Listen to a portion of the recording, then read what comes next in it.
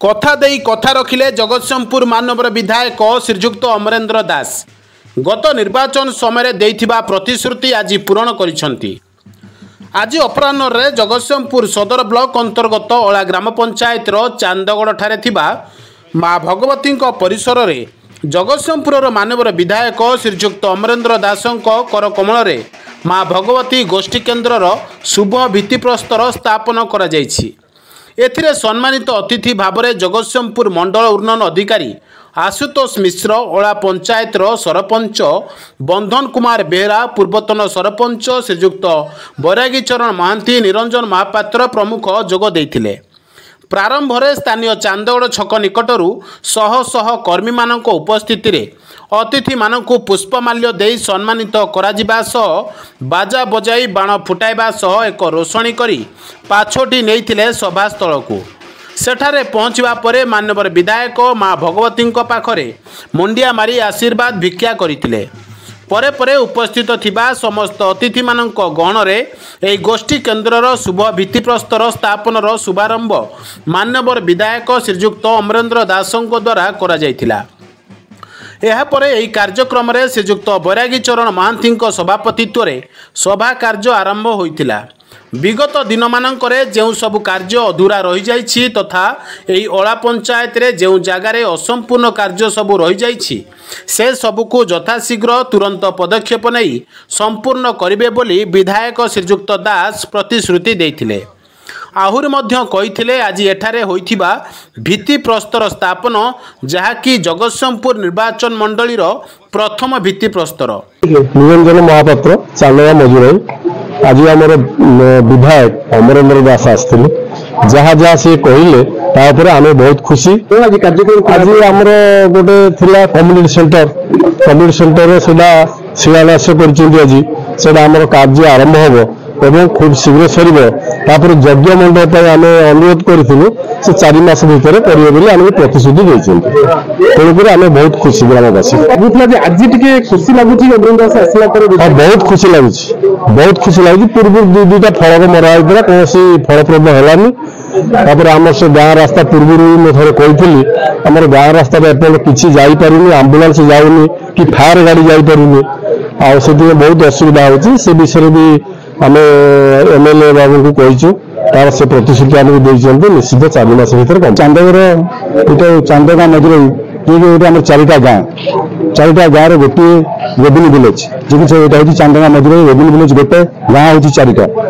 ये गाँव सब प्रकार सब जातिर लोक अच्छा जे कि यहाँ को आदर्श गाँव में डिक्लेयर कराला। 5 वर्ष भितर जो पूर्व विधायक थे से सब जगह फलक मारी मारी चलने किंतु गोटे कम गोटे जगह शिलान्यास होनी। आज जो नया विधायक आम अमरेंद्र दास सी आज शिलान्यास कले जे कि आम चांदगा मजुर ग्रामवासी मानकर सांत्वना पशला आज निश्वास भी पशला जहाँ आज तो कम आरंभ है। यहाँ हूँ चांदगा मजुर लोक मान गोटे भरोसा आशा और भरोसा।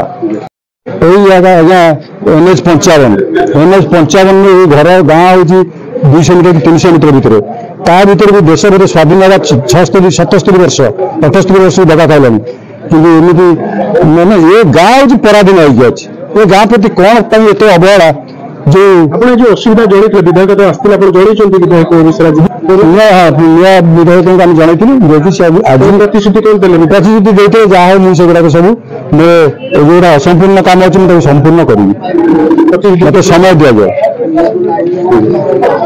दीर्घ दिन धरी लोकंर अपेक्षा थिला लोकंर आशा थिला माँ भगवती कम्युनिटी हॉल आज सरपंच अच्छा बीडीओ अच्छा पूर्वतन सरपंच अच्छा गाँव मुरबी अच्छा उपस्थिति शताधिक लोकों उपस्थिति शिलान्यास करागला। आशा करूँ खूब शीघ्र ता कंप्लीट हम एवं 9 लाख टंकार प्रोजेक्ट लोक मानू व्यवहार करने हस्तांतरित परिवेश अनुभव कली समस्त महान व्यक्तित्व मान अच्छा बदान्य व्यक्तित्व मान अच्छा